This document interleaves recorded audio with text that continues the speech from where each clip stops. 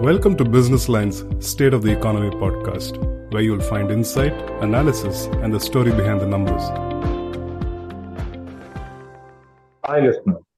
Welcome back to the State of the Economy podcast on commodities. After 7 years, India became a net importer of steel in the 2023-24 fiscal. There was an overall steel trade deficit of 1.1 million tons. International trade has seen significant changes, and competitive Chinese steel has affected India's exports. However, strong domestic demand is something encouraging for the Indian steel industry. What's happening in the Indian and global steel sector? Will the Indian steel sector be affected by these imports? What's the way forward?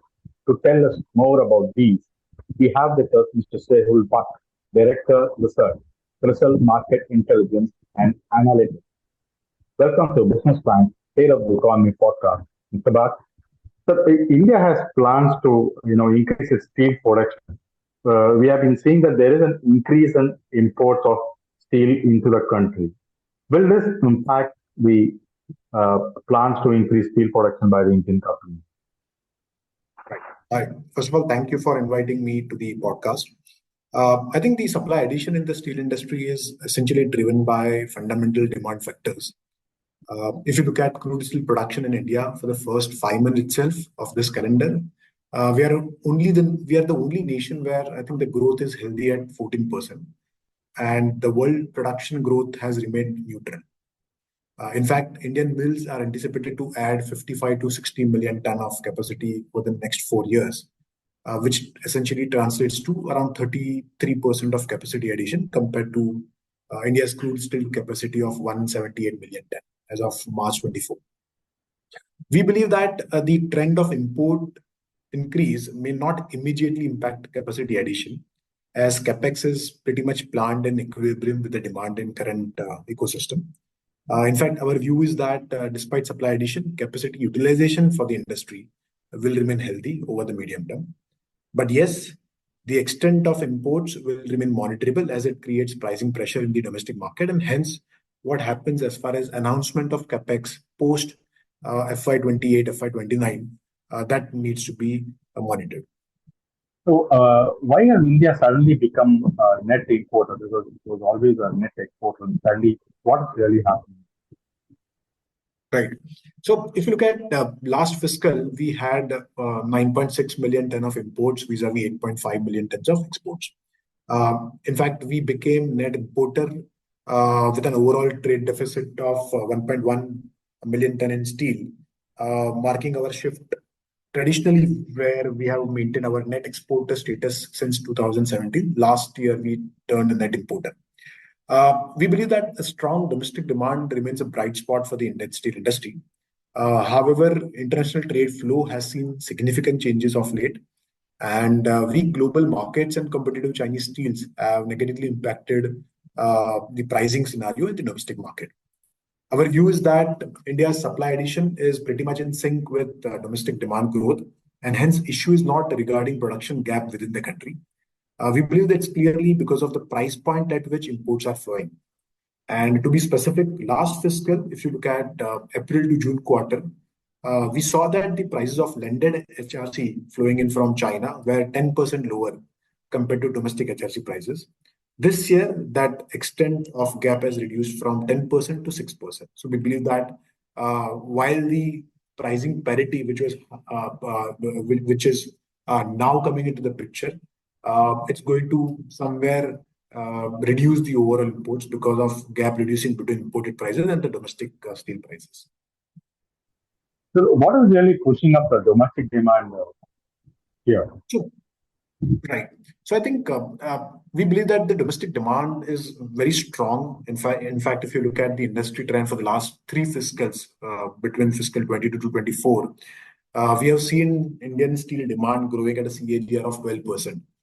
And if you compare that with a decadal growth, in fact, this is one of the best phases over the last decade as far as the 3 consecutive years posting healthy 10% plus growth rate of steel.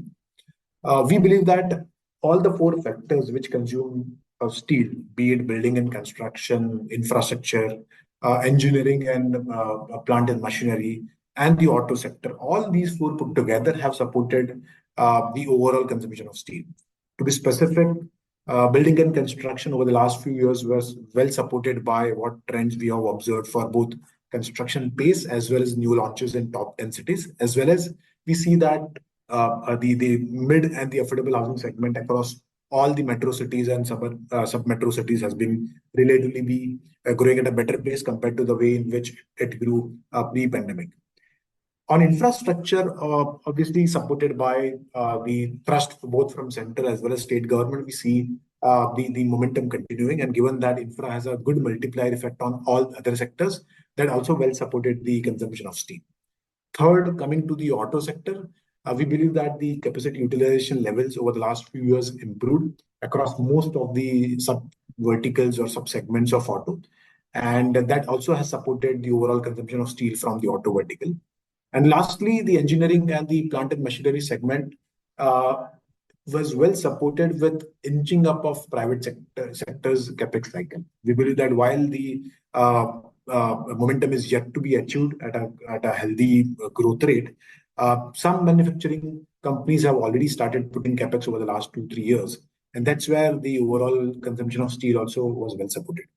So going ahead on a high base over the next 4 years, we believe that the steel demand growth rate will moderate to the range of 6 to 8%. Why have exports been affected? Steel, why have steel exports been affected, and has China any role in this?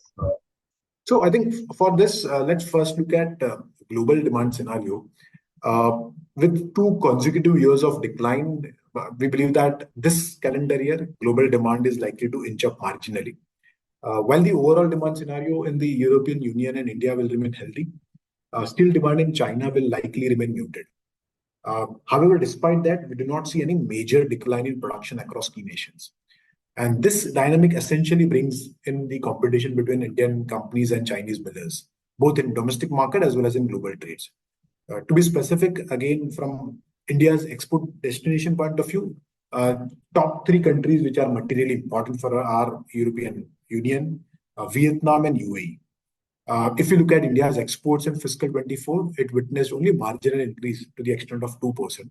And on the contrary, this fiscal, the first 2 months data indicate that April-May exports had sharply fallen on YOY basis. So I think clearly the Indian steel mills have had a mixed approach to the overall exporting strategy. While they do export some steel, they tend to prioritize the domestic market when the domestic prices are more favorable. So which are the countries from where these imports are coming, and what could be done to really sort of curb them? Is it possible to curb these imports? Right. So I think a large share of our imports are from South Korea, China, and Japan.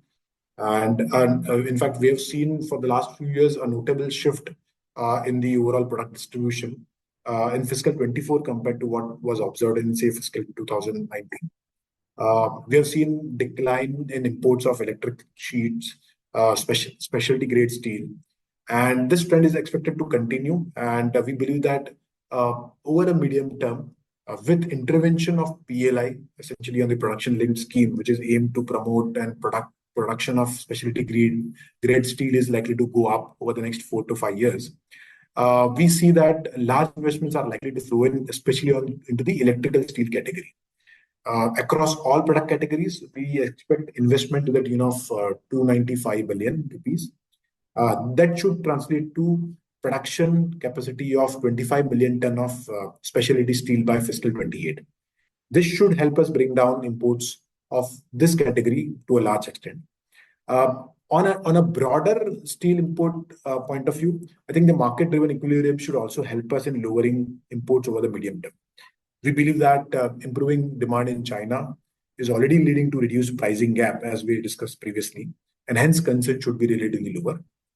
However, if spreads remain elevated, in that case, industry may expect intervention like we observed in 2016, where imports were disincentivized by additional duties. Has the government got any role to play in the exports or imports? And the budget coming up, what do you think the finance minister can do to help the steel sector? So I think let me take up the question on exports first. I think if you look at global parity with regards to production cost, we are one of the low cost country as far as overall crude steel production is concerned. Uh, and from an export point of view, I think lower input cost and hence increase in global competitiveness can be a focus area. One more angle to look at it is more from a greenification point of view. We are already seeing that when it comes to the global emission target that most countries have announced, the greenification becomes a critical element of how the entire operational process is fine-tuned.